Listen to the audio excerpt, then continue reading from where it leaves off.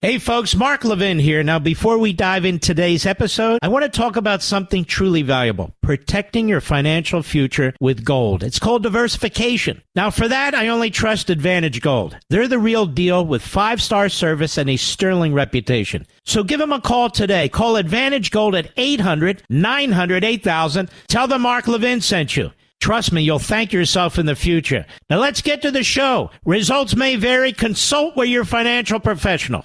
He's here. He's here.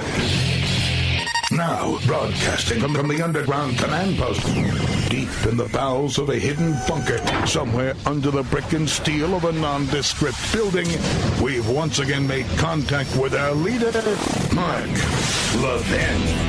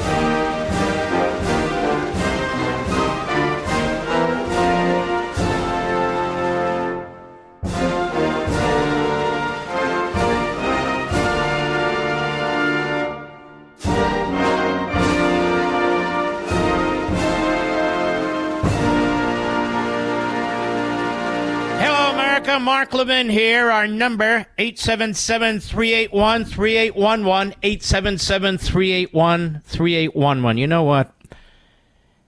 I'm sick and tired of Biden and Blinken and their media. I'm sick and tired of these people claiming that they're defending democracy. And if our candidate, Donald Trump, is elected president, democracy will be destroyed, we'll have a dictatorship, so forth and so on. Is it not they who keep talking about fundamentally transforming America? Is it not they, little Dick Durbin the other day, who's telling us that illegal immigrants of today are the people who will build America tomorrow? Is it not they who are attacking our fundamental civil liberties? And they go on talking about democracy.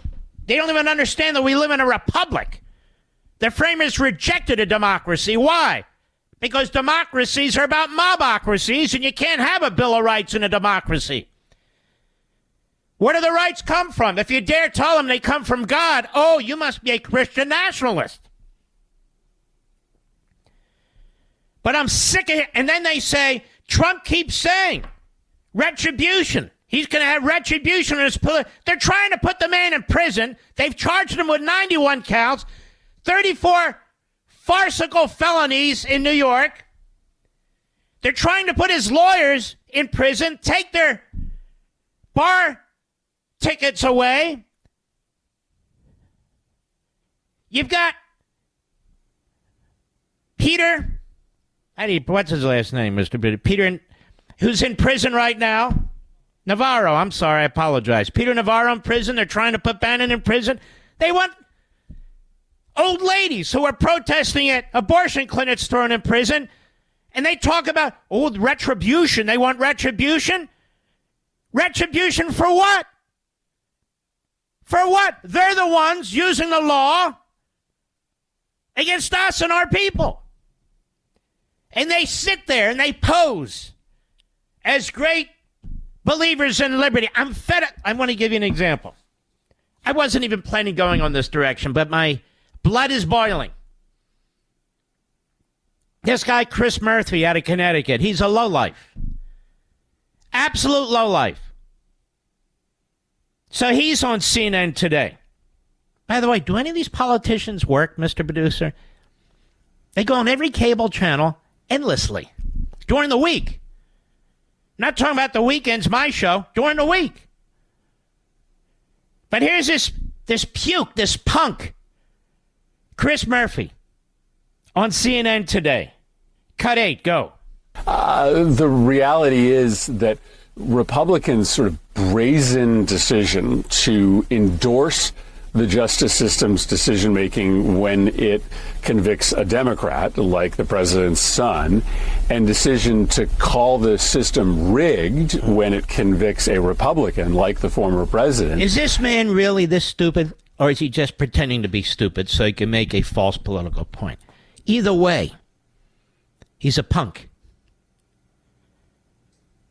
He's a punk. What took place in New York wasn't a legal system. It wasn't a justice system, certainly not one that we recognize. What took place in Wilmington was exactly a justice system. And you know all the ugly particulars. We don't know the crimes. The crimes had run their course. The statute of limitations in the state, such as they were, such as these are crimes, they already ran. We don't know what the federal crime was. We know what happened to witnesses that couldn't be called, witnesses that couldn't finish their thought processes, a lack of notice, a lack of due process, a lack of equal protection, a conflicted judge, a Soros prosecutor, and this jackass, Chris Murphy, compares that to what took place in the federal courthouse in Wilmington, Delaware? And he wants you to believe that they're equivalent. That's why we have these leftists who find a moral equivalency between a terrorist organization like Hamas and a free country with a free people like Israel. Are they really that stupid? No, they're ideologues. They're ideologues. So Donald Trump should just take it. His lawyers should just take it. His former advisors should just take it. Indicting them, trying to bankrupt them, having their law licenses removed, warfare, lawfare, call it whatever you want. And then if Trump becomes president, he should pretend none of that ever happened. None of that ever happened. It's like election denying. They denied every election from 2000, George W. Bush, 2004, George W. Bush, Trump, 2016. We know who they are. We have all the audio. But when it comes to 2020, that's the great question for the debate. According to Bill Clinton's hatchet man, that's trashed and smeared women who dared to come out and point a finger at Clinton as molesting them. He's the big host on ABC News. Go ahead with this, Chris Murphy, please. Go ahead.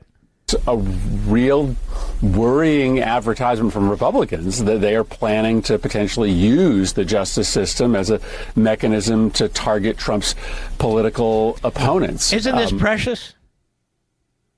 Now, I don't speak for Donald Trump, the campaign, or anybody. I speak for myself. But isn't this precious? So the nation should be in fear that if Trump becomes president, he might do to them what they've done to him. Think about that. So don't vote for Trump. Vote for Biden. Who is it?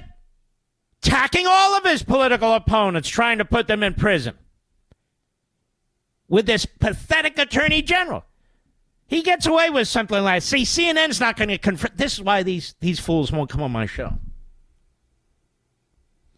This is why they won't come on the show. Because I would say to this buffoon, wait, let me get this straight. So you guys use the Justice Department to go after a former president. You tip your hat and wink at your Democrat DAs in Democrat cities. You find what took place in the Manhattan case. Any lawyer who finds that what took place in that case is legitimate is not worth having a license. I can tell you that right now. But that's okay.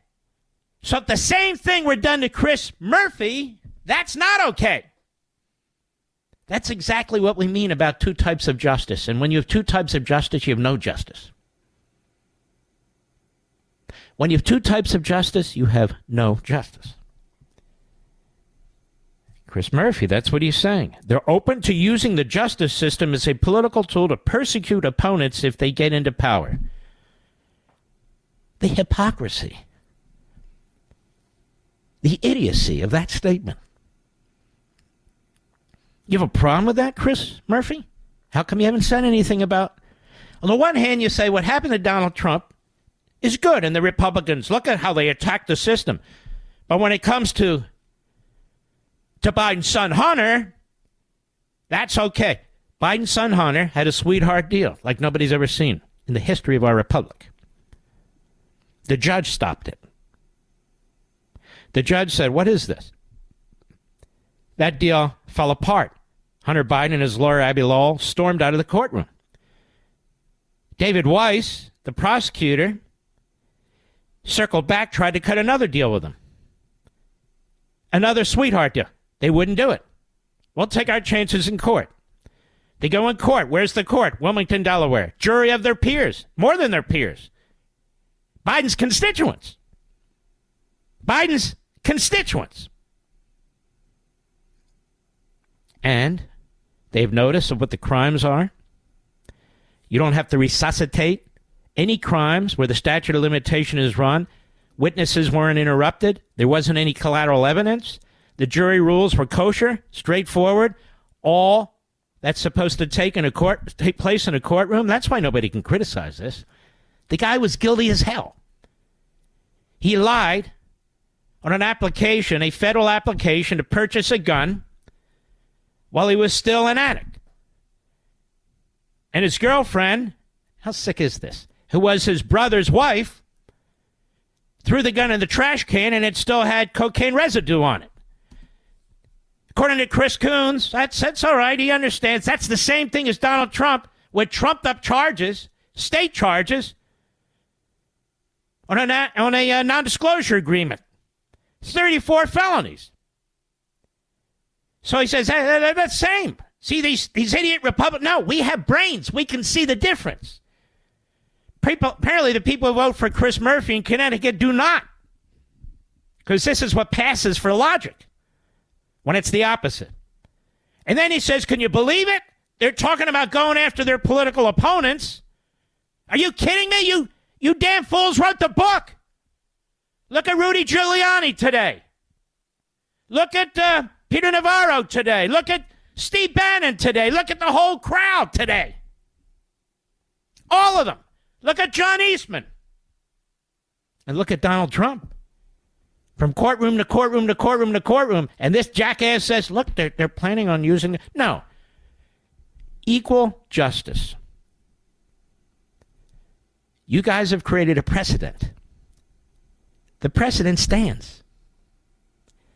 That's as far as Mark is concerned. So you can go on CNN that has no ratings, no viewers, and whine all the hell you want, pal. You can't use the legal and political equivalent of nuclear weapons and then expect the response to be a water pistol. That's my view. I'll be right back. Mark Levin.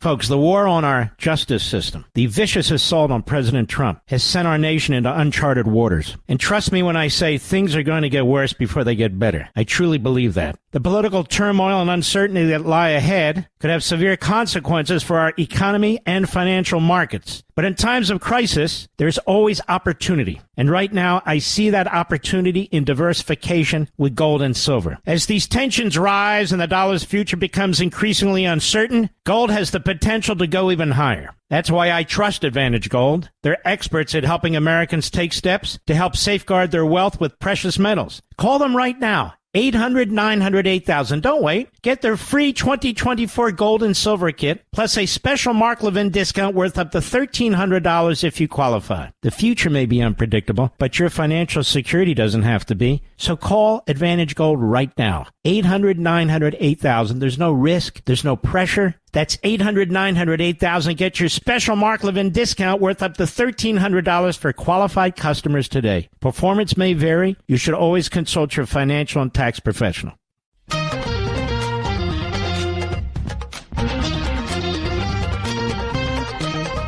We got to take these people on, ladies and gentlemen.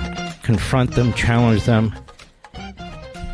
We have to do it. We have to take them on right between their eyes. Right between their eyes, because they get away with these comments. It's like a conga line. They all say the same thing. They team up.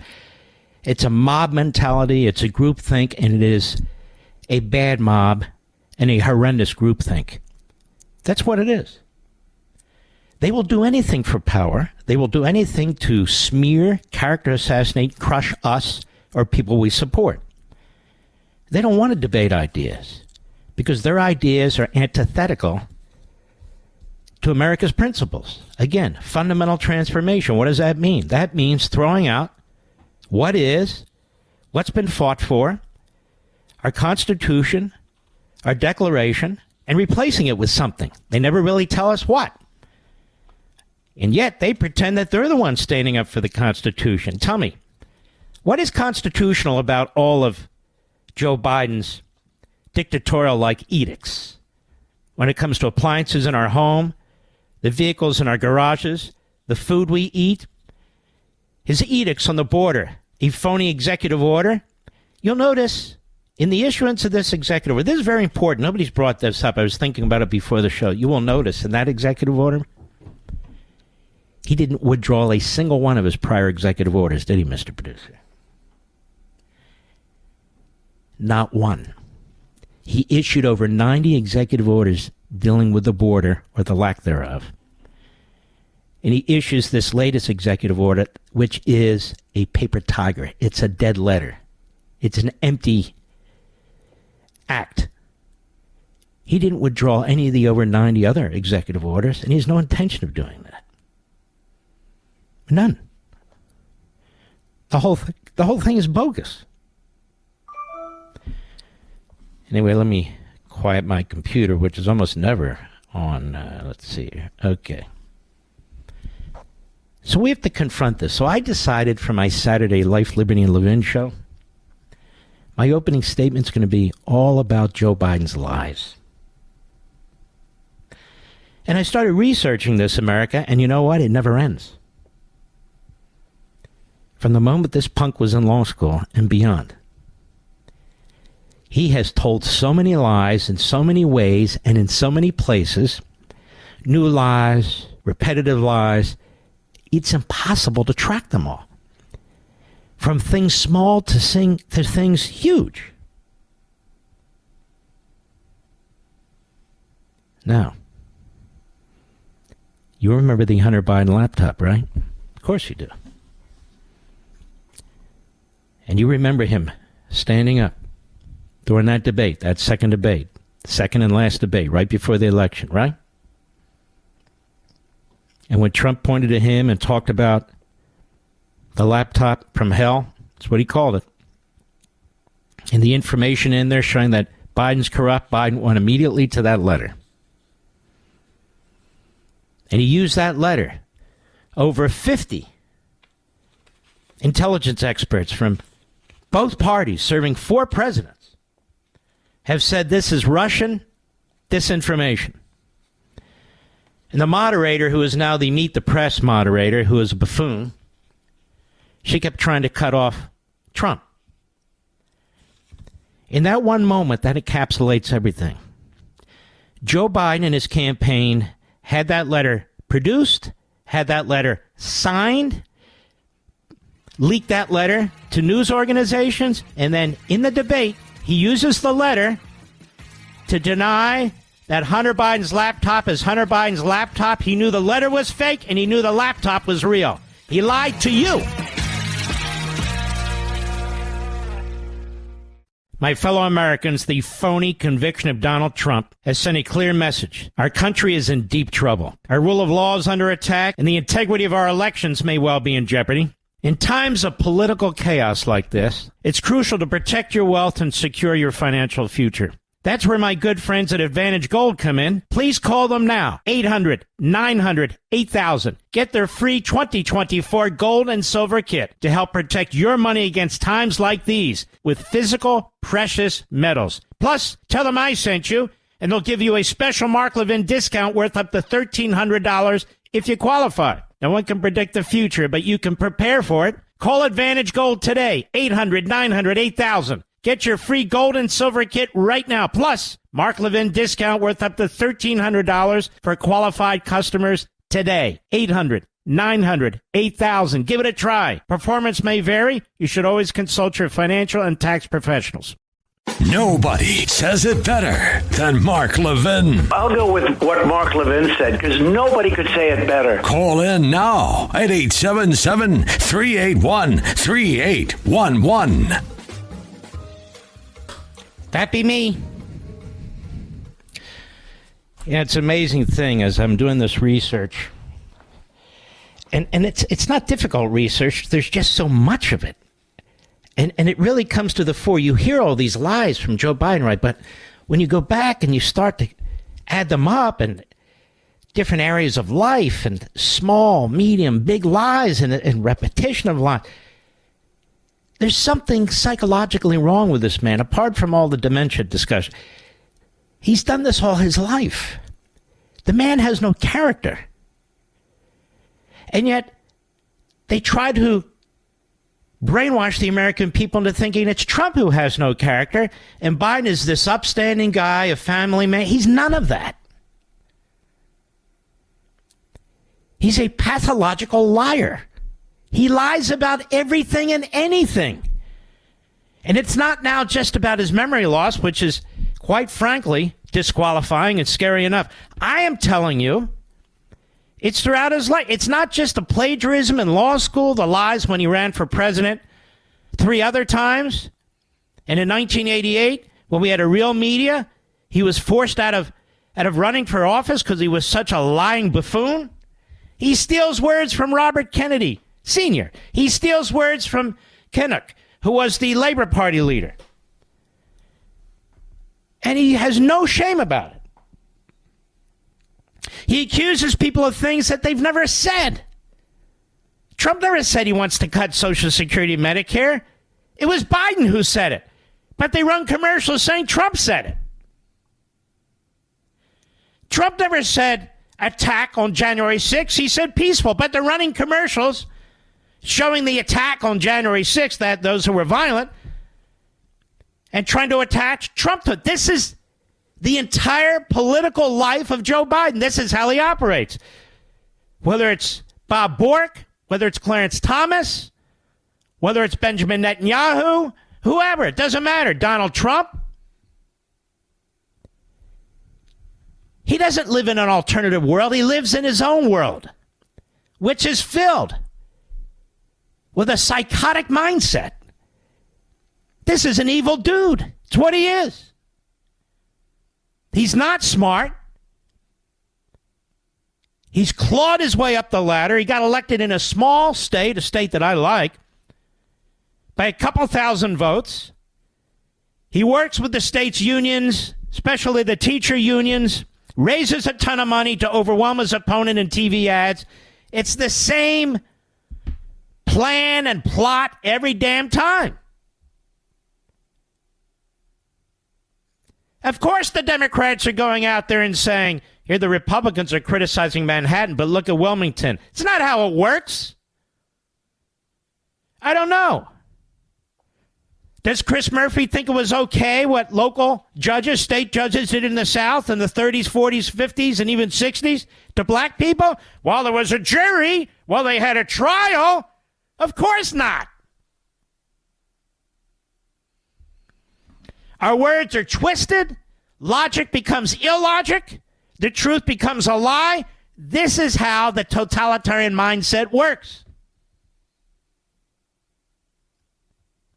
This is what we're faced with. So this jerk, Chris Murphy, winds up on his favorite little networks. And you and I, who see the difference, who think for ourselves, who know what due process means, We know what's wrong and we know what's right. There's something wrong with us.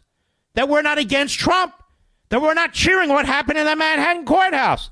That we're not holding it up, if you will, as a perfect example of the justice system. No one's above the law. Well, we know what took place there was a Stalinist star chamber. It was horrendous. Conversely, we know what they tried to do for Hunter. They tried to deliver him his freedom. He'll get his freedom anyway. Everybody's now repeating what we've said here for a long time. Biden will pardon him or commute his sentence, but he'll pardon him, in my view, after the election. But he said he won't. I just said Biden is a pathological liar, lies about everything. He's claimed to have been arrested at least 3 times, Mr. Producer. Did you know that? He's a liar. He claims to have been involved in the civil rights movement. No, he wasn't. Arrested because he wanted to meet Mandela. No, he wasn't. No, he wasn't. Top of his class, we know that. No, he wasn't. 3 degrees, he barely got 1. He was in the bottom of his class, 76 out of 85. We know that. And we know a lot more.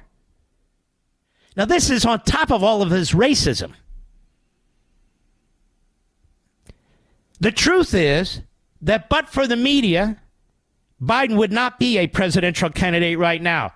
They put him on their shoulders and they're trying to carry him across the finish line. If the truth were reported, this would be a very different situation, very different country for that matter. Let's take this thing about Ukraine. You know that I support supporting Ukraine. Many of you don't. That's okay. I have my position. Many of you have your position. But on the other hand, many of you also agree with me. But again, that's okay. It's the nature of the beast. So I want you to listen to Biden, and I want to unravel this too. There he is today at the G7 summit in Italy. And he's attacking the Republicans for not getting the money to Ukraine quickly enough. Because he's always on the attack. What have I been saying? It's not just about money, it's about the use of the money. It's about the use of the money.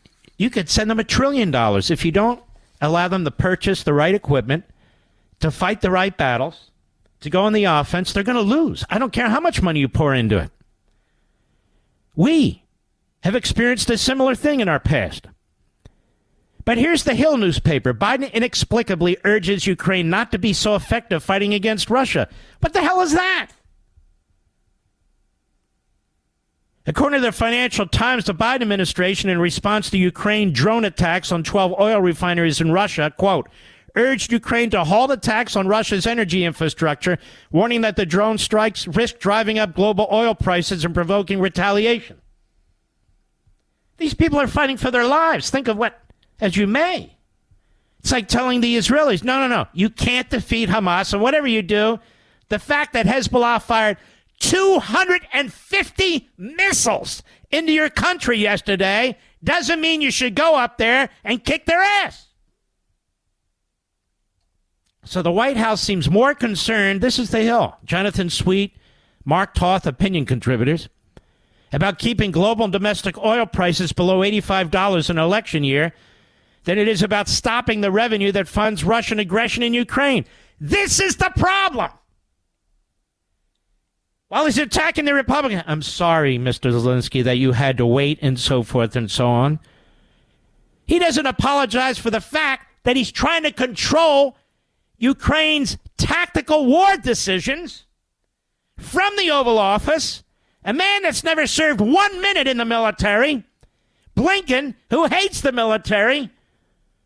Today, Bloomberg News estimates that Kiev has destroyed 12% of Russia's refinery production capacity. It is absurd to ask Ukrainian President Vladimir Zelensky and his generals to stop attacking Russia's wartime energy capacity. Militarily speaking, it is also doctrinally unsound During World War II, the Allies began bombing Nazi Germany's oil refineries in Romania in 1942 and continued doing so unabated until the war's end, May 1945. This was key to winning the war, as it destroyed the Germans' ability to fuel their tanks, their planes, their bombers, armored vehicles, and supply trucks. This is what you mean and I mean by a forever war. Biden is a forever war political hack. If Israel can't destroy Hamas and Hezbollah, and we keep funding Iran, those are forever wars. And if Ukraine keeps needing money to fight a defensive war, it's a forever war. And Biden is behind it. To win the war, Ukraine must likewise degrade the Kremlin's ability to deliver troops, munitions, and weapons to the front lines in the Donbas and the Crimean Peninsula. What has changed in Washington? Paying the Putin tax was acceptable when this was used politically to explain away the 2022 surge in inflation, but paying a Zelensky tax on gasoline during Biden's re-election year is apparently not acceptable. What have I told you? Everything Biden does is through the lens of enriching himself and empowering himself. He doesn't give a damn about the lives, whether it's the southern borders, the Israeli lives, or the Ukrainian. He doesn't care. He just does not care. He's a cold-blooded, self-aggrandizing head case. This is a terrible look for the Biden administration, putting the cost of gasoline over the lives and sovereignty of Ukrainians. The White House had not issued any condemnations over the recent Russian cruise missile and drone attacks on Ukrainian civil targets. And what about us? What's Ukraine get out of that? What does Russia see in this? Well, I don't know. They have a nuclear sub right off the east coast of Florida. A nuclear sub. And other ships on their way to Cuba, of course. But they're almost touching our territorial waters. And what's the Coast Guard and the Navy are tracking this, Mr. Producer. They're tracking it?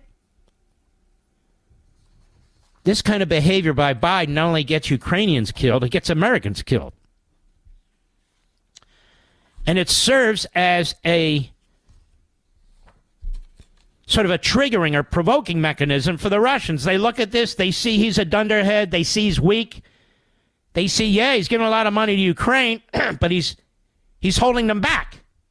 That's what Hamas says. We saw the texts in the Wall Street Journal. They said we have Netanyahu where we want him. What do they mean by that? The world's turning on him. Led by who? Biden. Here's ABC News of all. Matt Seiler, soon after President Biden announced a new $225 million package of desperately needed weapons and ammunition for Ukraine during an in-person meeting with Zelensky in Paris Friday. He told Biden that to thwart the Russian invasion, Ukraine must be allowed to use the weapons to strike at its source. Last week, Biden gave limited permission for Ukraine forces to fire back at Russians attacking Kharkiv from just across the border with the United States weapons, but the administration has been emphatic that it still opposes strikes on key military targets elsewhere on Russian territory. So Ukraine cannot win and may not survive, no matter how many billions of dollars we're pouring into that country. This we all agree on, how outrageous that is, how pathetic it is. Our allies are not allowed to win. Zelensky's been vocal about the importance of using long-range Western missiles. And Europe has been telling Biden, let them do it. Let them do it. It'll bring the war to a quicker end. And he won't. Just like Europe telling Biden, we have to sanction Iran. They have they have nukes. They're going to have nukes before you know it. We have to sanction them. They forced out even the UN, the IAEA. And so he lobbies Europe not to do that. There's no moral, legal, or military reason for restricting them from using ATACMS or any other weapon that we give them across the border, said retired Lieutenant General Ben Hodges, who led all U.S. Army forces in Europe. Unbelievable. I'll be right back. Mark Levin.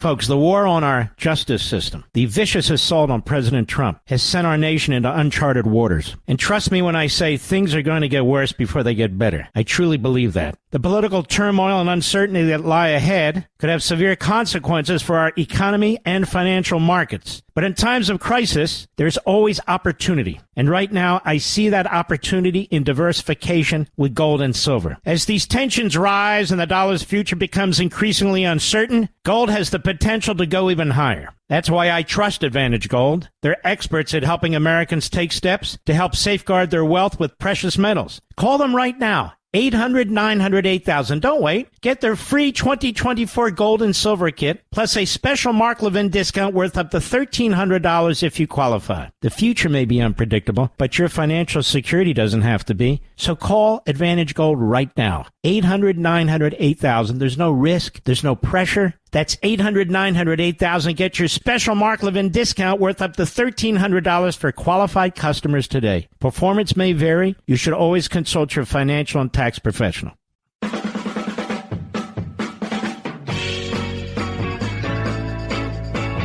So President Trump politely, in response to questions, says, okay, I guess I'm endorsing Larry Hogan for the Senate. He was saying nice things, you know, he's trying to unite the party, wants us to win. Things that everybody said he needs to do. The rhinos say you got to do it. The never-Trumpers say you got to do it. So he does it, and Larry Hogan immediately puts out a statement that says, well, I'm not supporting him for president, and I don't need his support. You believe that, Mr. Producer? So here's a guy running in Maryland who's desperate to win. So he acts like a Democrat. He campaigns like a Democrat. He'll campaign against Donald Trump. Because this is what rhinos do. They stab us in the back every damn time. And I'm sure all the media out there that like to talk about how swell the Republican establishment is in Washington, how you have to reach out to this one and that one and the other, I'm sure they're going to jump all over Larry Hogan and say, what'd you do that for? And what they'll say is, well, he can't win in Maryland if he doesn't say that. Oh, okay. So he'll win dirty. Is that right? We can live without Larry Hogan. I'll never support him. I would never vote for him. I'll do what Paul Ryan said the other day when it comes to Trump and Biden. I'll write somebody in if I'm in Maryland. But shame on Paul Ryan for not saying that he would vote for Donald Trump, given what Joe Biden has done to the nation. What he's done to the nation. What he's done to our border and immigration and people who are coming here now from the Middle East and elsewhere with their hate for America, hate for Jews. That's not even wake up Paul Ryan? Apparently not. Apparently there's nothing. There's nothing that can convince him. I certainly don't care. All right, ladies and gentlemen, we have a lot more. And by the way, in hour 3, we have my buddy, Sid, WABC morning show host, Mr. Big. I love the guy. We'll be right back. This segment of the podcast is exclusively sponsored by Pure Talk. Pure Talk offers great coverage and can save your family money on your wireless bill every single month. Go to puretalk.com to find the plan that's right for you. Thank you again for listening, and thank you so much for this sponsorship, Pure Talk. He's here. He's here. Now, broadcasting from the underground command post, deep in the bowels of a hidden bunker, somewhere under the brick and steel of a nondescript building, we've once again made contact with our leader, Mark Levin. Hello, America. Mark Levin here. Our number, 877... Did you see this today, Mr. Producer? Biden walking off in Italy into a field, and the president or the prime minister of Italy gently holds his arm and pulls him back. Holy mackerel. 877-381-3811. 877-381-3811. Here's a Fox News montage of media panicking over Hunter's verdict and the toll it's going to take on Joe. He's such a wonderful father. But we've limited it to less than a minute. Cut 6, go. He is constantly in contact with his son. They speak at least once a day. So this is something that is going to add more weight to the president's mindset. I think there's solicitude for him as a father. I don't think the Hunter Biden thing is currently hurting him with voters. I can't even imagine Donald Trump saying that about any of his children, his family. That is actually loving your kid. Well, you know what's interesting, Joy? Or joyless? Donald Trump raised his kids differently. None of them are druggies. None of them smoke. None of them drink, to my knowledge. Why don't you give him some credit for how he raised his children? But you won't give them a minute. You won't give them a second's credit. Go ahead. Republicans don't even have compassion for that. The president's son, Hunter Biden, not being treated the same as everyone else, in many ways being treated worse. He shouldn't take any crap from Trump, and he needs to be ready, because Donald Trump has 34... Joe, stop. Joe, listen to me. Stop it. Stop it. You have to live with these videos one day. You're going to have a whole video library there. Stop. I'm just telling you. Just trying to give you some advice. Stop. You're falling on sword after sword after sword for a man who you know is not fit to be president of the United States. And you're taking his more than half a century technique of just character assassinating people. Cut it out. I know it might hurt you at MSNBC. I know that's what they want. But cut it out. That's my advice to you. Go ahead. Felony convictions. Joe Biden, none. Those are the two people on stage. Mm-hmm. Remember this guy, George Conway? He looks sickly to me, Mr. Producer. He used to weigh about 412 pounds. He doesn't know this. I had a secret meeting with myself, and I placed him on the waiting list for FU or Fatties United. And so FU, George Conway, is waiting for you. Maybe. No, I've lost a lot of weight, too. People tell me I look good. But George Conway apparently has lost a lot of weight, and he doesn't look good. No. Looks like he was hit by a bus, quite frankly. Don't you think, Mr. Producer?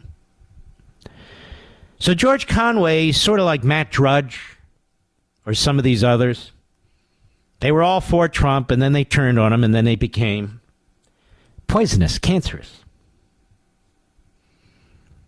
It's a psycho thing, a psychological thing.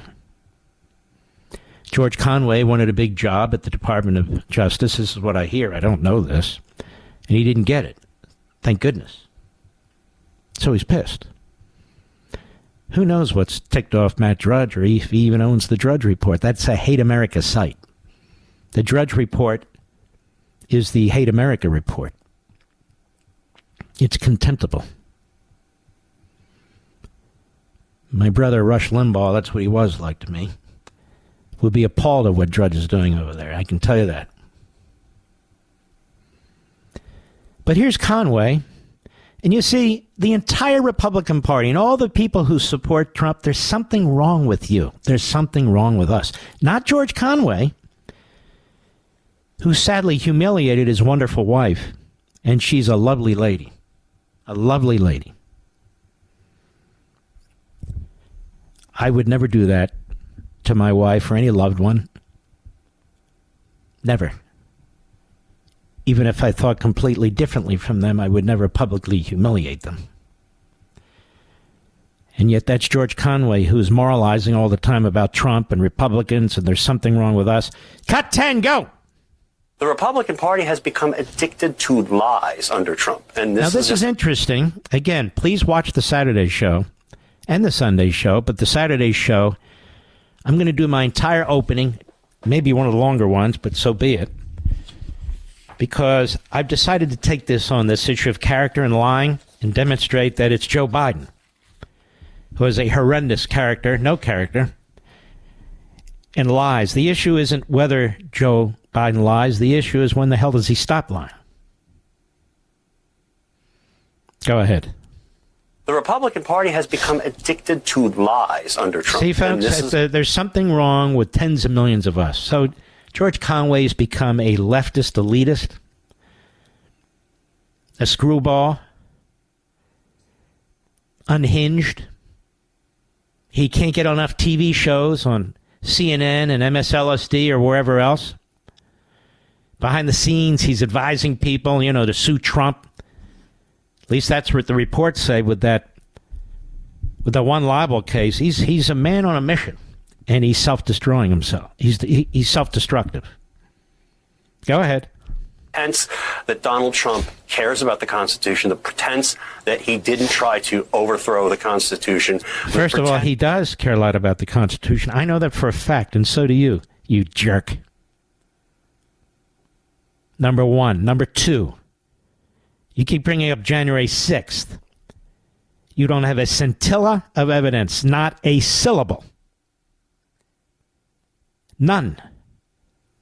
That he supported an insurrection, that he committed an act of treason, or any of it. And neither does your hero prosecutor. The rogue Jack Smith, the unconstitutionally appointed Jack Smith, right? Right, George Conway? You know the Constitution, right? The Appointments Clause and all that stuff? The fact is, Trump did leave office. He didn't do a single thing. Nothing. With the military, with the FBI, or anybody else to try and stay in office. Nothing. And we now know that Nancy Pelosi even confessed. Confessed that the lack of security was her fault. She was right. And all the eyewitnesses in the Oval Office a day or two before January 6th said that Trump was ready to send the National Guard. We know the story. Go ahead. As Donald Trump has been saying, the people who went up the Capitol. Shut up, you clown. You're a clown. I'd say look in the mirror if you have a conscience, but if you see what we see, I suggest you not look in the mirror. All right, Donnie Douche. Who is this guy, Mr. Badu? He's a nobody. Multi-millionaire with his $5,000 suit and his little dabs will do you in his hair. Whiny little bastard. As far as I know, he hasn't contributed a damn thing to this country. Anybody know who he is? I mean, you can Google him. He's a nobody. But he does the dance. He clicks the heels. He knows how to goose step for the morning schmo show. So Joe and Mika have him back all the time. And people keep saying, who is this little shrimp? And just like George Conway, Wrong Way Conway, just like Wrong Way Conway, Donnie Douche is attacking you. There's something wrong with you if you don't support Joe Biden. If you vote for Donald Trump, there's something wrong with you. These people are totally out of the closet, and it's very ugly.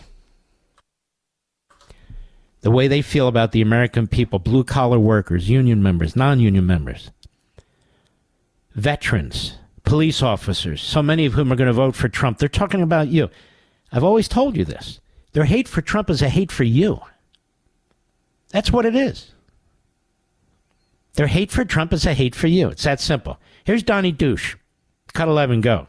The problem is not the real problem. Now remember, he's a nobody. He's a nobody. But he's out there, so I use him as a foil, as a teaching opportunity. Go ahead. The problem is not the real problem. It's not the party itself. It's the voters who are subscribing to the party. 74 million of them last time around. There's something wrong with you. You need to be re-educated. There's something wrong with you. 74 million of you this time. 74 million. Just this time. God knows. Next time. Oh, yes. And so you're the problem. You're the problem. Just like George Conway. See, these people are narcissistic, and they've convinced themselves that they are super smart, super righteous, super moral. And then there's you, the slobs, the mob. You, the slobs, the mob. You're not even as good as an illegal alien who comes into this country and we don't even know who they are. You, the slob citizen who breaks your back every day to pay your taxes and work. Go ahead. Time Trump ahead in the polls, not by a lot. Shut up, a-hole. I've had enough of you. We'll be right back. Mark Levin.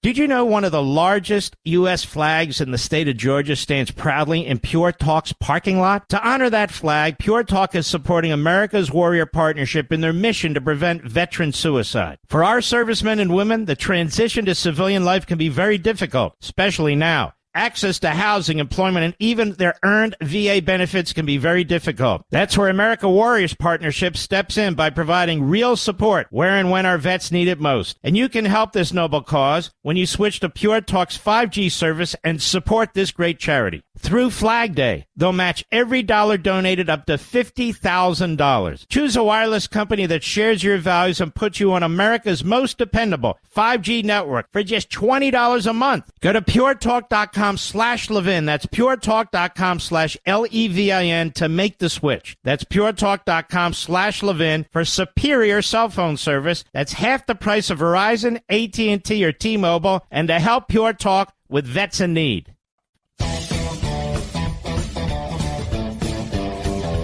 Now, of course, Joe Biden has to praise his son, the legal system,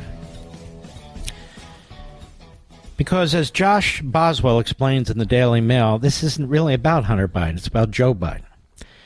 He says, I was the first journalist to authenticate Hunter Biden's laptop using top cyber forensics experts back in early 2021, and I've followed his story ever since. Now that he's been convicted of 3 felonies, the most important thing to know is this: Hunter Biden doesn't matter. He's not a public service. He's not running for office. But he and his infamous laptop do provide a window into the inner circle of our nation's president, and that is extremely important. This is why they're praising Joe Biden. This is why they're distracting with what a fantastic father he is, a love for his son, and so, no. So when I peered through the window, what did I see? I saw evidence that Joe Biden was involved in his son's shady foreign dealings and has been lying about it ever since. An email lists the big guy as a potential 10% partner in a deal with CEFC, a company proven by the DOJ to be part of a communist Chinese government influence operation. Text messages between partners in that deal were not to mention that Joe was indeed involved. Hunter texted his Chinese business partners that Joe was sitting right next to him and wanted to know why they hadn't wired his $10 million yet, while geolocation data shows Hunter was at Joe's house that day. A 2018 voicemail from Joe after the New York Times wrote a tentative story suggesting Hunter might be involved with the CEFC does not express shock or dismay. Instead, Joe read the story and told Hunter, I think you are clear. Joe repeatedly dined with Hunter's business partners, meeting them at the White House, talking to them on speakerphones with Hunter. And an anonymous whistleblower told me he was on a conference call with then Vice President Joe, Hunter, and others discussing revenue projections for a Latin American online gambling firm. That's why I keep writing about Hunter. I believe we should chase down evidence of public corruption, even if it leads to one's preferred presidential candidate. Hunter's gun felonies can be viewed through the same lens. They're important insofar as they reflect on Joe Biden. Were this not the first family, Joe might have been a prosecution witness last week. He had lunch with Hunter 5 days before his gun purchase, then told him in a voicemail 3 days afterwards that he needed to get some help. What, President Biden, did you see during that lunch that prompted you to tell your son to get help? A prosecutor may have asked him. Not only did Joe know that Hunter was an addict, there's good evidence he knew back then that Hunter bought a gun. According to the gun owner, that is the store owner, Secret Service agents showed up demanding Hunter's purchase form. Are we to believe they never briefed former Vice President Joe or that Hunter or Haley never told him? And yet the president has previously stated his son has done nothing wrong. Well, it now appears he knew that was false. Joe tried to take the moral high ground last week by telling ABC he won't pardon Hunter. Note, he said nothing about commuting his son's sentence. It was a statement designed to elicit a comparison with his political opponent, Donald Trump, who complained his own trials were rigged and has been happy to wield the power of the presidential pardon for his own ends. But Joe's pious acceptance of Hunter's conviction also serves to distance him. This is what's key. Also serves to distance him from his son's actions, when at every level the two are tightly tied. Even now, Joe says he's supporting his son appealing his conviction on Second Amendment grounds. Again, Hunter himself is not important. Whether he wriggles out of his conviction is not of huge significance to the nation. But if Hunter wins on those grounds, that will set a legal precedent that can prevent the prosecution of drug abusers who buy guns. And that, I would argue, is antithetical to the safety of Americans. Nobody missed the irony in Joe learning Hunter was convicted for gun crimes while he was at a pro-gun control event in Atlanta on Tuesday. Brought into sharp relief how supporting his son is in his Second Amendment appeal is nothing short of hypocrisy. Yet still, investigation of the Bidens has been cast as unimportant, morally reprehensible, or slavishly partisan.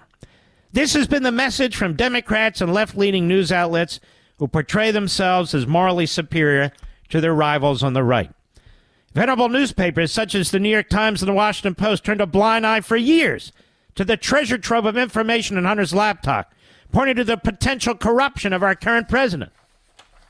Yeah, exactly. They dismissed the laptop as Russian disinformation. Oh, you're going to see that when I do my Saturday show. A claim proven false yet again by the FBI's paper trail laid out in Hunter's trial last week. So I'll admit, he says, it's a low bar to claim moral superiority. And then he goes on. But anyway, it's never been about Hunter. We've talked about this since day one. Statute of limitations, the same prosecutor and Department of Justice were allowed to run on the main tax issue. They were allowed to run on FARA. That's what they used against Paul Manafort, among others. But they let it run. And then you have this clown Chris Murphy, this phony, reprobate senator from the Nutmeg State, telling us how wonderful our justice system is because they broke their back to try and protect Hunter, but his lawyer and Hunter are too stupid. And they broke their back to destroy the legal system to try and hang Donald Trump on 34 felonies. And they got what they wanted. When we come back, there's a piece in the Federalist that's very important by Sean Fleetwood. Ignore the polls. Republicans have a major voter turnout problem. I agree with him. I mean, you can talk about the polls, but when we have people on TV and radio going on and on about the polls, and that's fine. My wife and I talk about this all the time. How many more times are we going to get burned with these polls? How many more times are people going to sit back, not get active, not get energized, not get spirited, because they hear the polls are going very, very well? No. No, the polls are a problem for us. And the more it shows Trump leading, the more we should ignore them and fight like hell, like we're 20 points behind. That's the point. But he makes some good points that I want to share with you. We'll be right back. Did you know one of the largest U.S. flags in the state of Georgia stands proudly in Pure Talk's parking lot? To honor that flag, Pure Talk is supporting America's Warrior Partnership in their mission to prevent veteran suicide. For our servicemen and women, the transition to civilian life can be very difficult, especially now. Access to housing, employment, and even their earned VA benefits can be very difficult. That's where America Warriors Partnership steps in by providing real support where and when our vets need it most. And you can help this noble cause when you switch to Pure Talk's 5G service and support this great charity. Through Flag Day, they'll match every dollar donated up to $50,000. Choose a wireless company that shares your values and puts you on America's most dependable 5G network for just $20 a month. Go to puretalk.com puretalk.com/Levin. That's puretalk.com/LEVIN to make the switch. That's puretalk.com/Levin for superior cell phone service. That's half the price of Verizon, AT&T, or T-Mobile, and to help Pure Talk with vets in need. The Mark Levin Show, live and national at 877-381-3811. So, America, the Sean Fleetwood piece in the Federalist says, if you read nothing but posts from conservative influencers on X, you'd be convinced that Donald Trump has already won the 2024 election. See, this is the thing, folks. These people are craven. They're going to turn out. Don't let them do a head fake. Well, they're not excited. They're not interested. No. That's not how you fight a political battle. That's also not how you fight a military battle. I'm just being honest. The source of this sensationalized optimism comes from public polling data, which shows the former president with leads in key battleground states he needs to win this November. Some surveys also seemingly indicate that traditionally blue states like Virginia, Minnesota are in play. It's hard to hear that about Virginia. I've been in Virginia a long time, since I was like 23, so 43 years. Blue, for so much of the time I was here, was red. With numbers like these and Biden's approval ratings sinking faster than Rachel Levine in a swimming pool, there's no way Trump can lose, or so the conventional thinking goes. Well, it's certainly possible the polls are accurate. The outcome of recent elections should give conservatives reason to pump the brakes on celebrating before any ballots have been cast. This is a point I make. I agree 100%. Case in point, a special election. This is important. Held in Ohio 6th Congressional District on Tuesday. You look for signals like this, and then you've got to adjust your campaign, your spending, your personnel. The matchup between Democrat Michael Kripchak and Republican Michael Rulli wasn't expected to be a close race. According to the AP, former GOP Representative Bill Johnson, who represented the district until his resignation earlier this year, won his last 4 elections by more than 30 percentage points. Trump similarly won the district by roughly 30 points during the 2020 contest. While Rulli defeated Kripchak in Tuesday's matchup and expanded Republicans' thin House majority, the election was much closer than originally predicted. Preliminary results indicate he won the race by 9.4 points, a more than 20-point shift in Democrat favor. Now, people will try and blow that off. Don't blow it off. Learn from these things. But maybe last night's election was a fluke. This was written yesterday. After all, voter turnout was seemingly low and will likely be higher during this fall's presidential contest. While such reasoning is certainly viable, it doesn't take into account the growing list of recent elections, in which Democrats have widely outperformed expectations at the ballot box. Take the 2022 midterms, for example, as the Blaze Daniel Horowitz observed in November. The majority of the polls predicting the outcome of the country's biggest gubernatorial and Senate races overestimated Republicans' chances of victory. In Nevada's Senate race, for instance, the Real Clear Politics polling showed Republican Adam Laxalt beating Senator Catherine Cortez Masto, Democrat, by 3.4 points. She ended up winning the election by 0.9 points. Similar trends were also seen in Michigan's gubernatorial race, where Democrat Gretchen Whitmer defeated Republican Tudor Dixon by 10.6 points, despite the RCP average projecting the former to win by 1 point. These alarming trends continued in 2023, a 538 analysis published in September found that Democrats not only won the majority of special elections between January and September 2023, but that they overperformed the projection margins. Even in the smattering of races Republicans won, Democrats managed to surpass expectations. We have a turnout problem.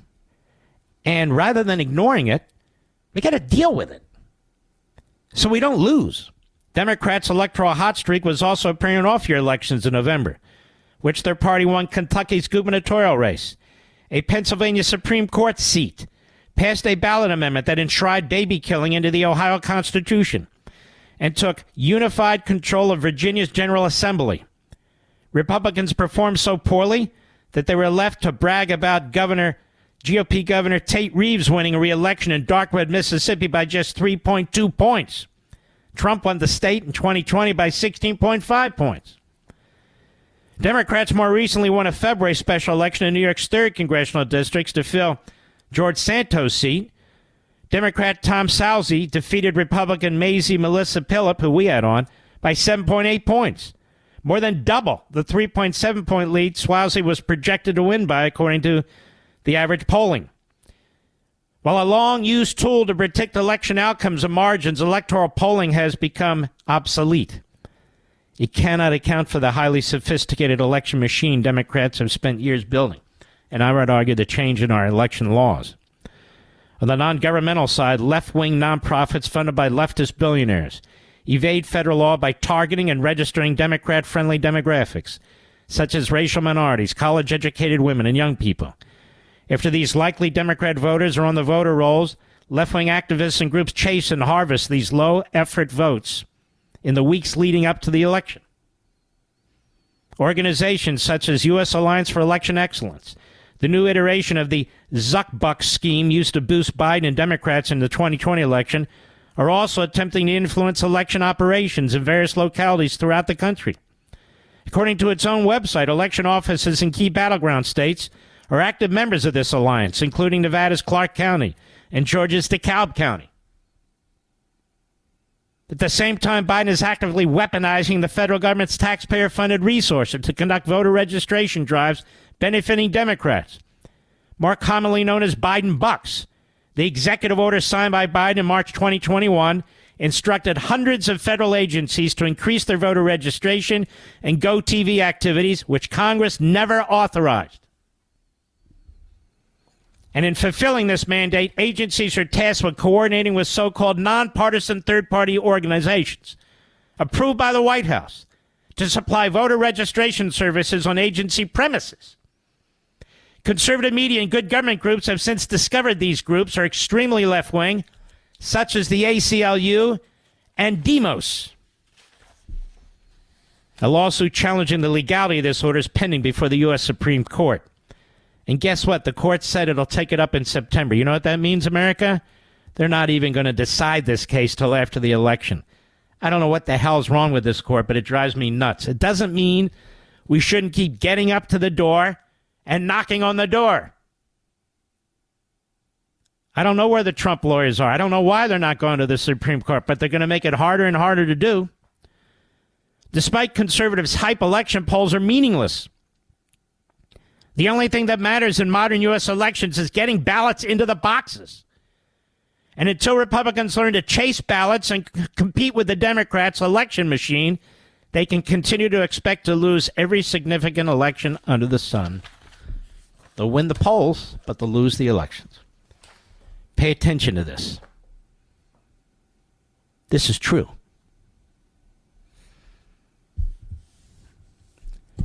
This is a fact. It comes down to getting out the vote, and these people, they do it by hook and by crook. They're dirty about it, and they do it. Then when you challenge it, oh, you're an election denier? You're an election denier. Well, you got to watch this opening Saturday on Life, Liberty, and Levin. Man, do I nail this. Seriously. Again, based on the research that I did. It's really quite amazing. I just don't know how much to push into the public airwaves today. We've pushed in a lot. But I feel like I should keep hammering away here, don't you, Mr. Producer? That the people need to know. Sam Alito. Sam Alito is one of the most bland people you could ever meet. He's quiet. He's friendly. He's conversational. Brilliant. Just a very decent human being. But it doesn't matter that he has to be destroyed. He's Mr. Dobbs' opinion. In fact, all the conservatives have come under attack. You notice John Roberts has not. You'll notice Barrett has not. And, of course, the three lefteteers, They're never under attack, even though that Sotomayor is the most crooked of the bunch. And so our brothers and sisters at the Blaze, Chris Enlow, talks about this recording of Alito and says actually it backfired. He makes a great point.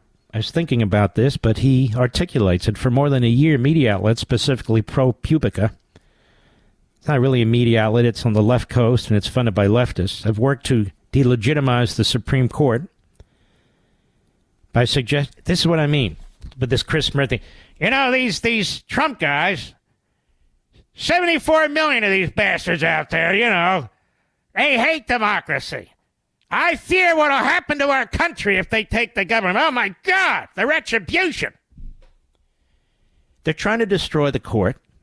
They're trying to destroy the Electoral College. They've destroyed immigration. They're destroying our economy. They're redistributing the wealth from the middle class to the wealthy. I can go on and on and on. They're attacking our institutions, whether it's the Department of Justice, the FBI, the U.S. Attorney's offices. And they're attacking the family unit, the nuclear family. They're attacking women's sports. They're attacking law enforcement. They're undermining the military. But you and I, we're a danger, don't you know? We're the danger.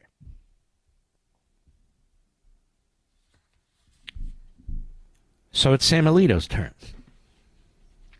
For more than a year, media outlets, this ProPublica in San Francisco, were to delegitimize the court by suggesting that Alito and Thomas are guilty of unethical behavior. The biased investigations have uncovered no actual evidence to prove the broadside attacks. In a newly released audio recording, Alito revealed the reason why he believes media outlets are targeting him and his colleagues.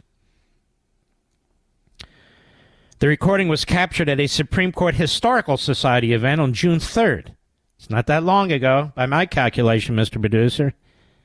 10 days ago, which progressive advocacy journalist Lauren Windsor secretly recorded Alito and his wife at the event by lying to them.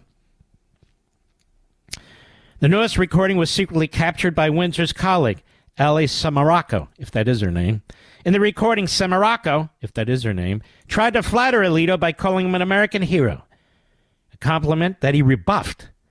She then asked a leading question about why the Supreme Court, quote, is being so attacked and being so targeted by the media these days, unquote.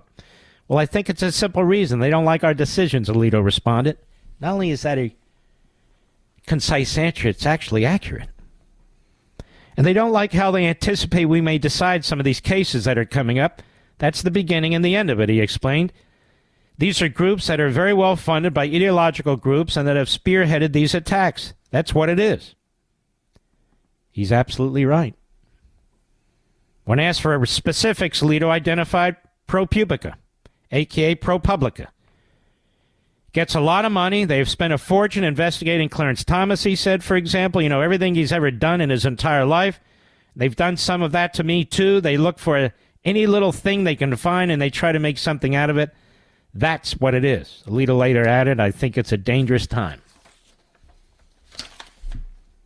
ProPublica responded to Alito's criticism in a statement. I won't read it because I don't care about them, but they are a left-wing group funded by leftists.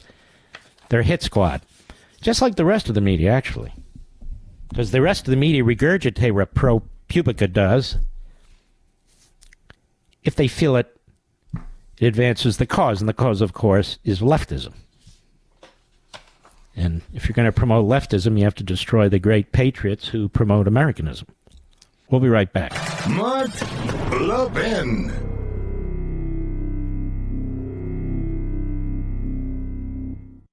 Did you know one of the largest U.S. flags in the state of Georgia stands proudly in Pure Talk's parking lot? To honor that flag, Pure Talk is supporting America's Warrior Partnership in their mission to prevent veteran suicide. For our servicemen and women, the transition to civilian life can be very difficult, especially now. Access to housing, employment, and even their earned VA benefits can be very difficult. That's where America Warriors Partnership steps in by providing real support where and when our vets need it most. And you can help this noble cause when you switch to Pure Talk's 5G service and support this great charity. Through Flag Day, they'll match every dollar donated up to $50,000. Choose a wireless company that shares your values and puts you on America's most dependable 5G network for just $20 a month. Go to puretalk.com/Levin. That's puretalk.com/LEVIN to make the switch. That's puretalk.com/Levin for superior cell phone service. That's half the price of Verizon, AT&T, or T-Mobile, and to help Pure Talk with vets in need. President Trump was in Washington today. He was on Capitol Hill. He met with the House Republicans, the Senate Republicans. And many of the Republicans in the Senate who met with him are people who have formerly hated his guts. But he shook their hands. He offered an olive branch. He's taking this election very, very, very seriously. You know why? Because he cares about the country. He has everything on the line. Everything. His freedom. His business, everything. And so, I want to play for you in return some of his comments, which I think are very invigorating. And we'll be right back.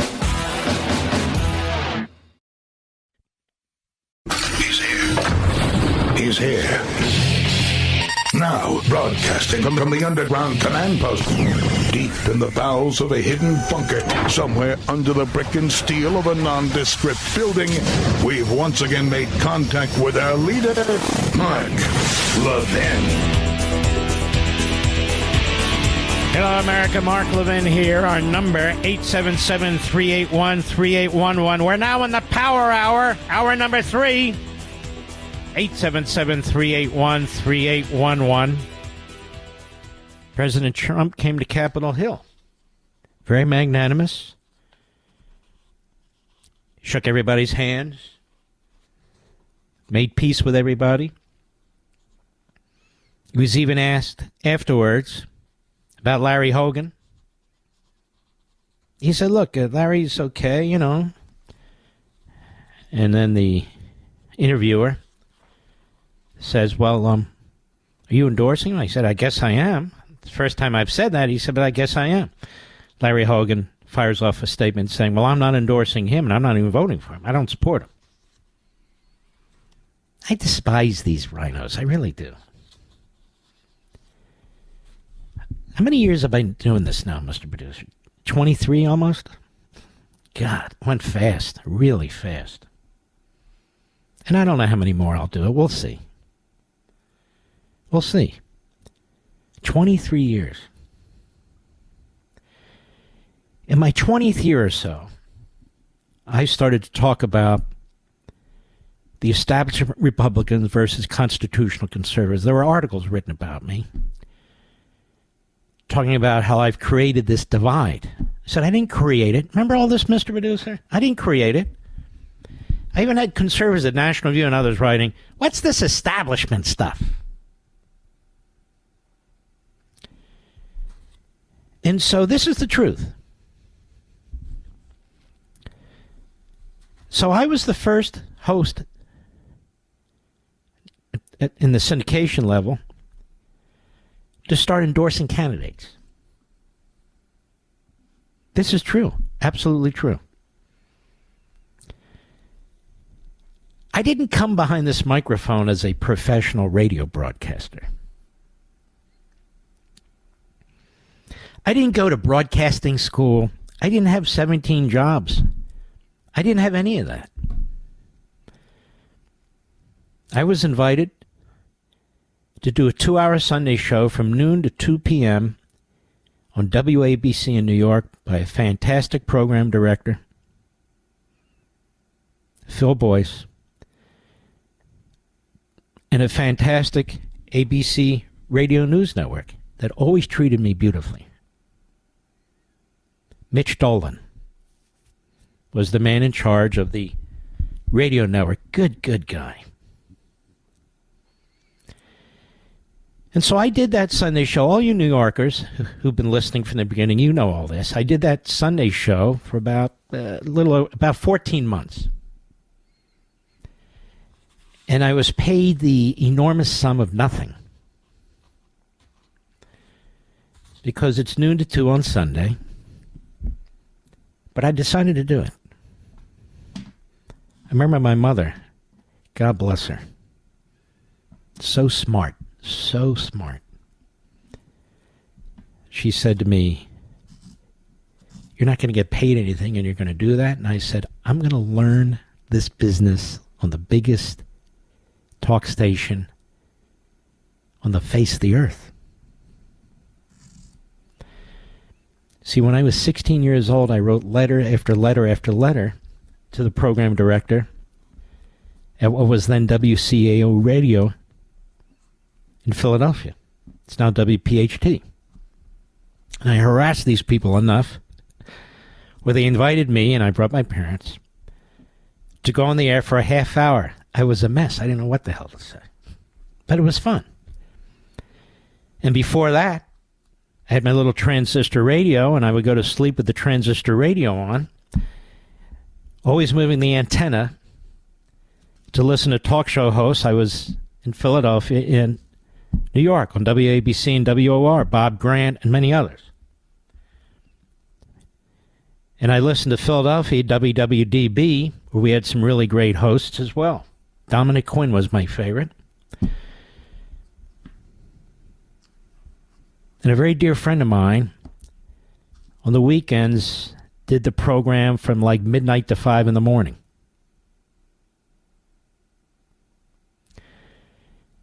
And I would go watch him, and he would allow me to come, and I would hand him notes and thoughts and such. It was always in my blood. But I decided to become a lawyer. I'd actually thought about becoming a rabbi. I don't think I ever told you folks this, but that was a passing thought. It's too much work. You want to know the truth. Anyway, somehow I backed into it again. I started listening to Rush Limbaugh early on. Then I started sending faxes, F-A-X-E-S, to a wonderful young lady who worked with him. Remember her name, Mr. Producer? Cookie. It was fantastic. And he had a wonderful gentleman who worked from call screener, but was more than that. Remember his name, Mr. Producer? Mr. Snerdley. Great, great, great guy. Anyway, and others.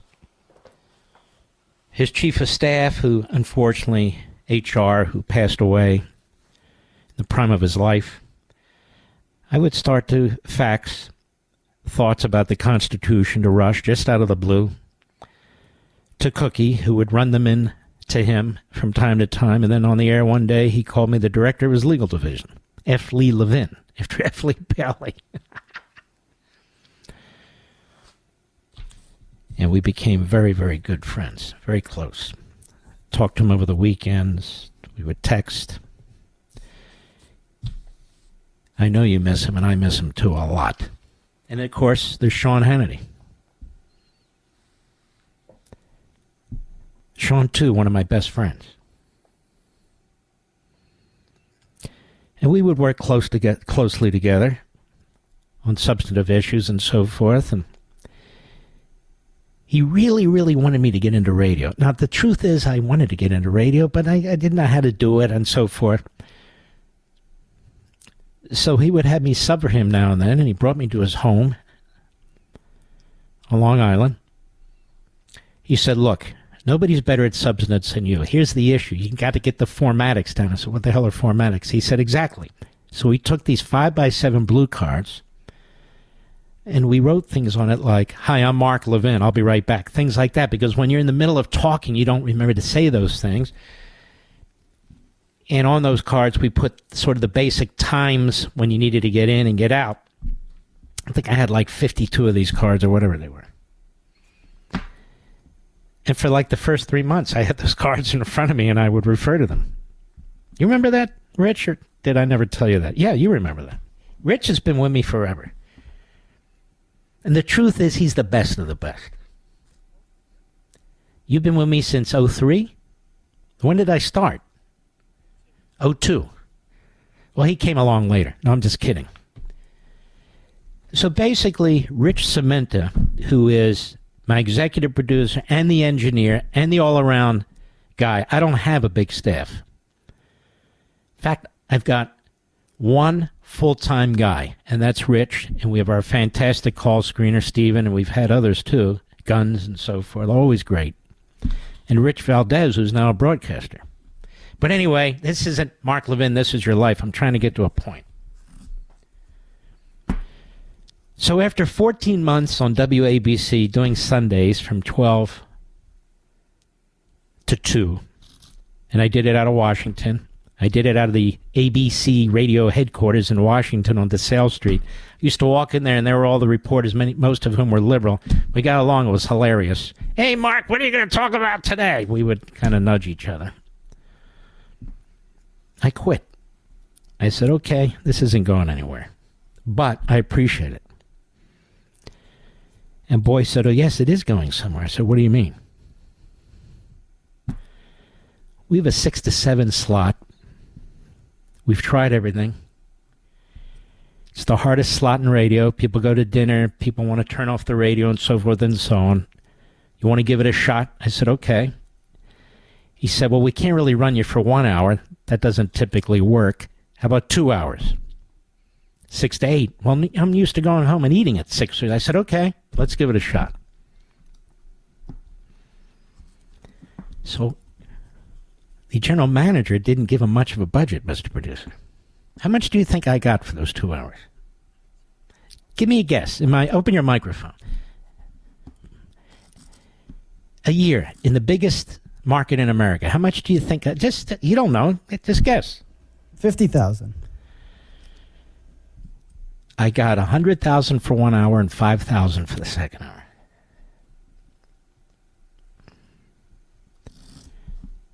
Didn't matter. I was making more than that not doing radio. So I kept my other job too. But I did it. And then the third hour, they said we want 3 hours. I said, okay. But you're going to have to do better than you are. And they did. And then Mitch Dolan and Phil Boyce, behind my back, I didn't know, said, we got to syndicate this guy. 6 to 9. There's really nothing out there. Not on the radio network and not on these other networks. Nothing that's working. And again, we all knew this is the toughest time frame for radio. It's not like people are in bed turning on the radio or they're driving in the morning. Most people are home by then and they're tired at the end of the day. You know how it is. Our numbers went through the roof. In New York, WABC. We're up against all the sports folks. We're up against the Yankees and the Mets. We're up against the Rangers. We're up against the Devils. We're up against college basketball. You name it. 6 to 9 slot. On all these other stations. And now we're up against podcasters too. And so they said, look, the gentleman in Dallas, WBAP, he's out for this week. We'd like to simulcast your show. Can we? I said, absolutely, go ahead. And they said, okay. And then we did it in another market. Next thing you know, they want to syndicate me. And I want to say something about the Milwaukee station I'm on, WISN. The program director there, who's been there a very long time, he was the first guy to take our show outside the ABC network. And I'll never forget him. I'll never forget him. Absolutely fantastic man. Well, I'm telling you all this because my next guest is on WABC. He's the morning show host. Now, he's been host in other cities. He's the number one guy on WABC. And he's the number one guy because he's really New York. He's a New Yorker. But more than that, he's passionate. He reminds me of me. He's smart. He's not afraid to say what needs to be said. I never knew him before. He had teamed up with Bernie, who worked for Imus for a period of time, And Bernie and I were very, very, very close. And Bernie, unfortunately, passed away in his prime from brain cancer. So Sid took the show, Sid and Friends, and he's made a hit out of it, and I admire him. And when we come back, we're going to have my buddy Sid Rosenberg on. We'll be right back. Mark Levin.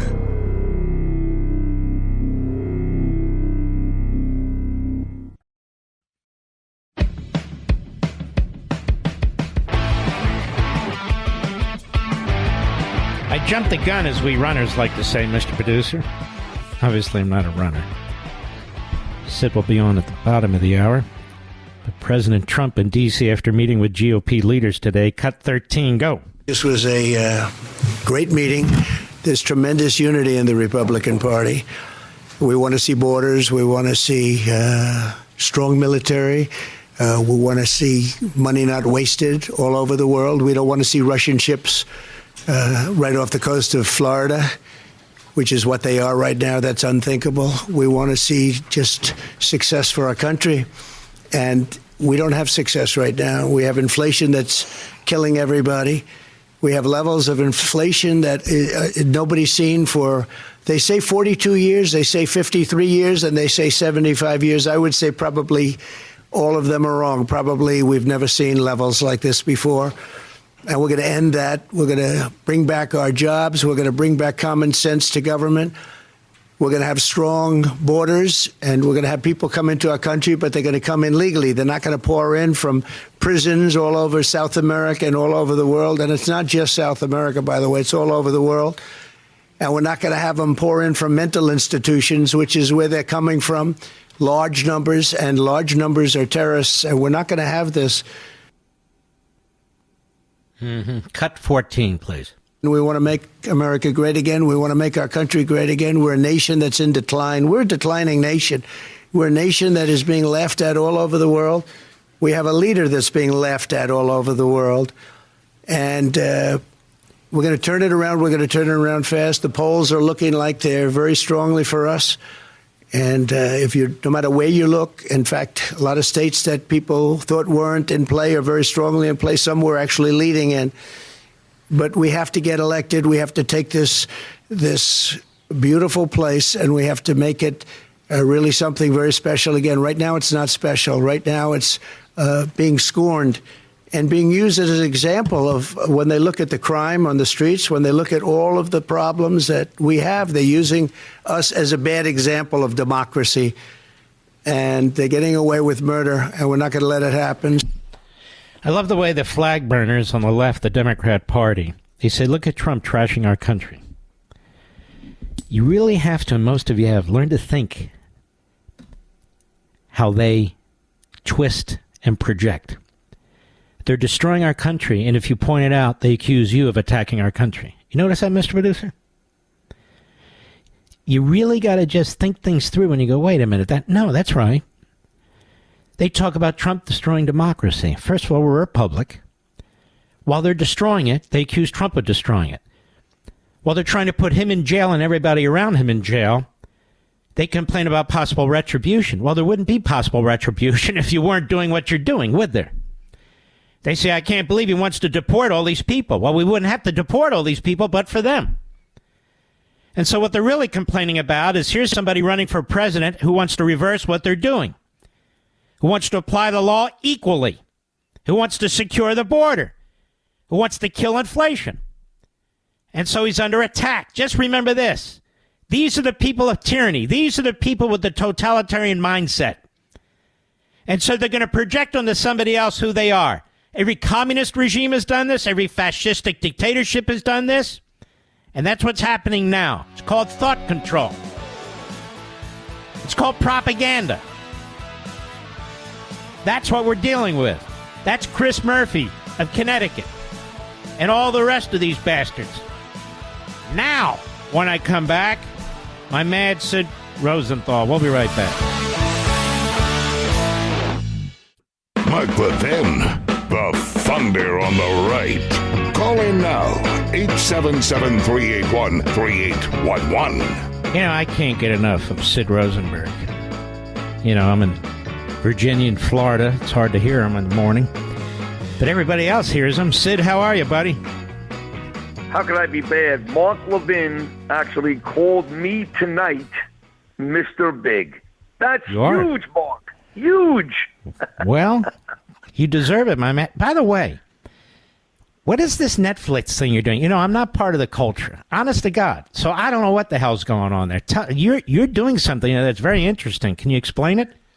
It is. A couple of years ago, a local Brooklyn guy who is an actor, a writer, a producer, a director. He's friends with John Travolta. He started a series. It's called Gravesend. It's not on Netflix. It's actually on Amazon Prime. And Mark, it's basically the mid-1980s five-family mob story. And it's a good piece. The clothing, the music, all dates back to 1985. And he's got me playing a mobster, a killer. And we started season 3 last week.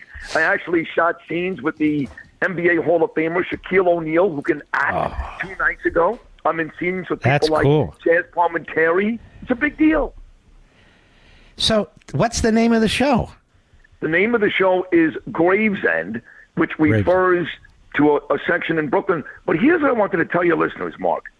I understand it. The big names, Meryl Streep, all those big names, they're libs. And they're the worst kind of libs. The worst. But the idea that every actor in Hollywood is a Democrat is wrong. I've done 3 movies.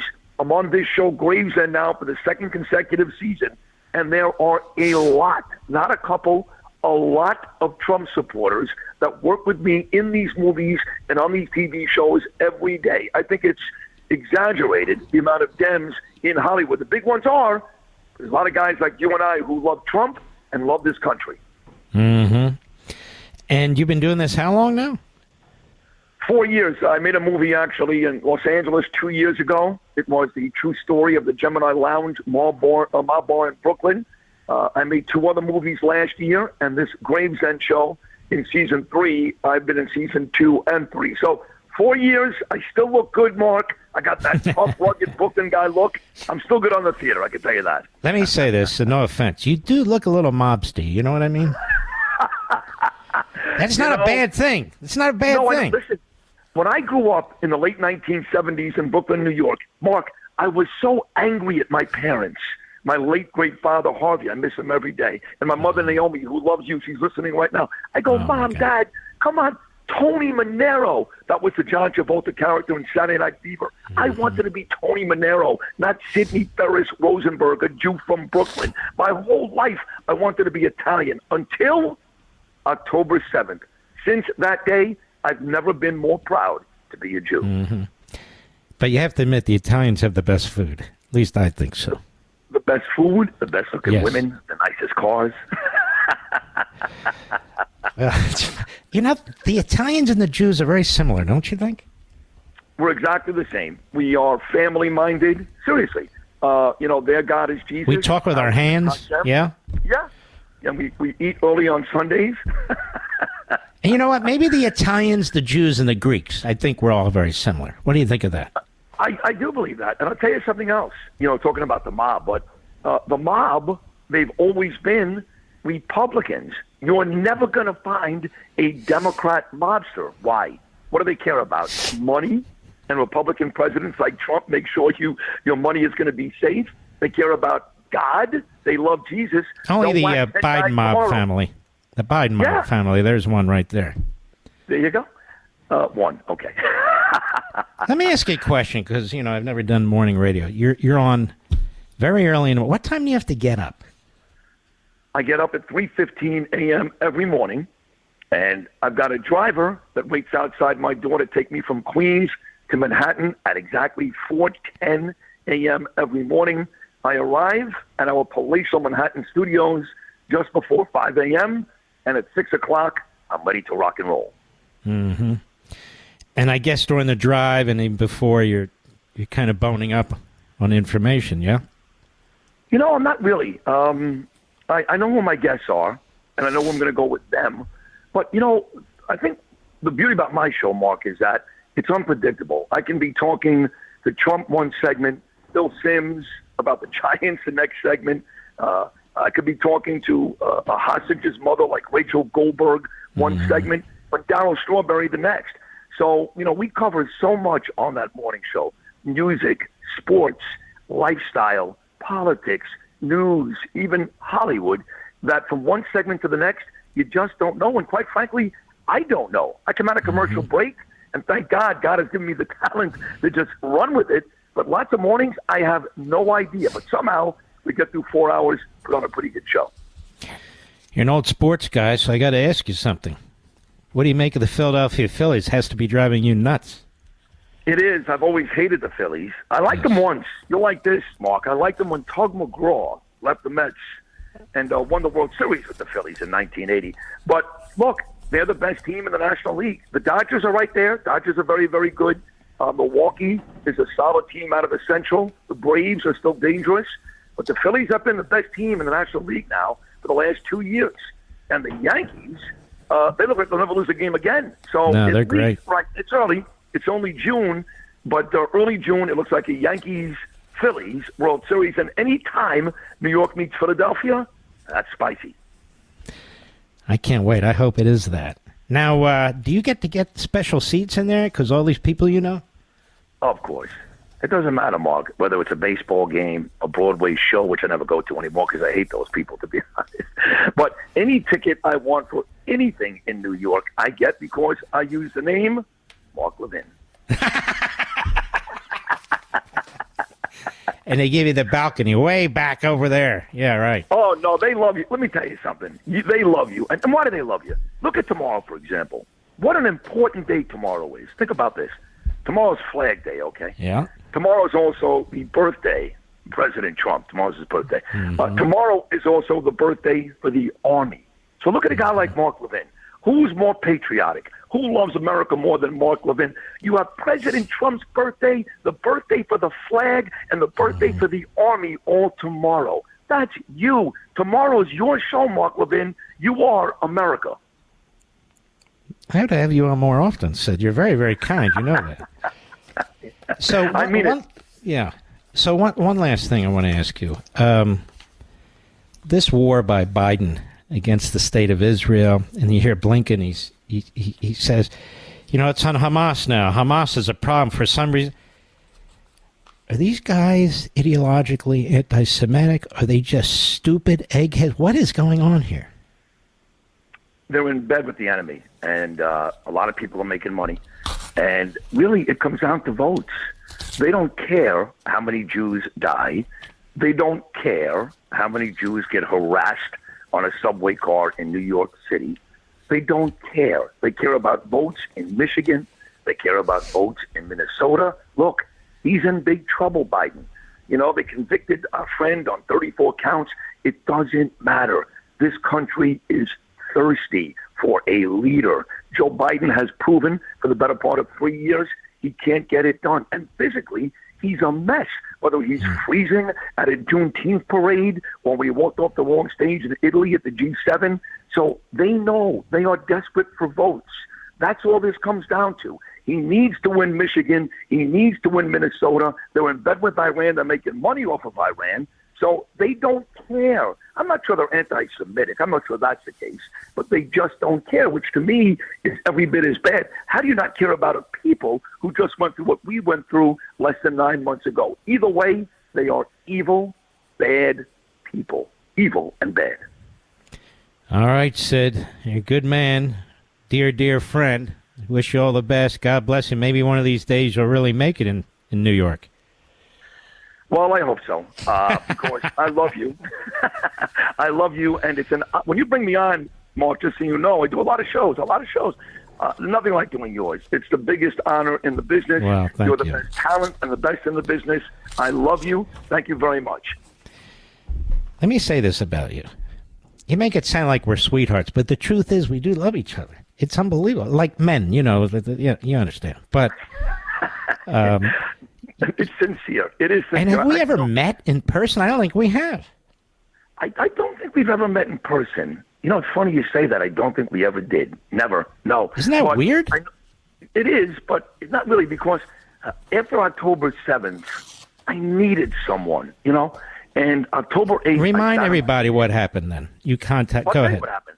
You know, we were in the middle of a silly fight, which was my fault because I. No, don't worry about that. Okay, so I reached out to Levin's producer and I said, "Listen, Mark and I are talking these days, but I need him, and I'm wondering if I call him. This is a Sunday afternoon. Jets are playing the Giants. I remember it well. October the 8th. I said, "Will Mark reach out to me?" And he got back to me in 5 minutes, and he said, "Yes, call Mark at this number." And 3 o'clock that afternoon, October the 8th, I needed you, and you were there for me. You said, "Sid, I don't care. Doesn't matter. Right now, I'm here for you. You're here for me."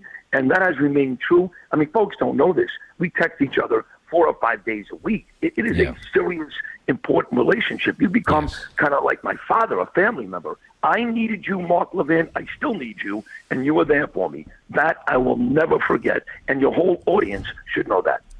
Well, you're a sweetheart. You really are. Sid, God bless you, man. You're just doing fabulous, and you deserve all the credit. You really do. Take care of yourself. You too, Mark Levin. Thank you so much. I love you. Can't wait to do it again. Be well. You better believe it. Take care of yourself. Guy's the real deal. He's the real deal. He's the kind of guy...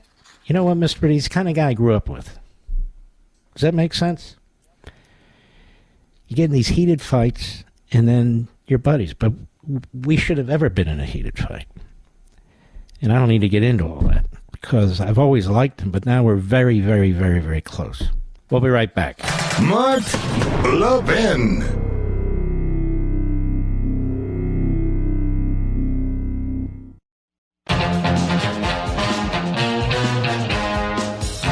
David Strum, hot air. Ibrahim Barmal is on video leading a crowd of pro-Hamas protesters assaulting a Jewish student at Harvard.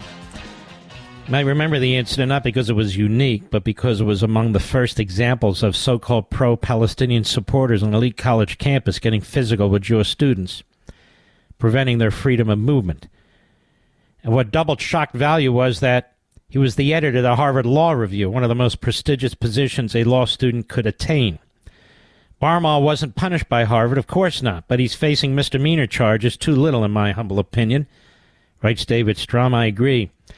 Now, this incident, among others, helped lead to the eventual resignation of Claudine Gay by highlighting anti-Semitism at Harvard, was featured in congressional hearings, perhaps most importantly for Harvard law students, led to a number of prestigious law firms declining to hire them. Barmal's actions, though, made him a perfect candidate for a government position.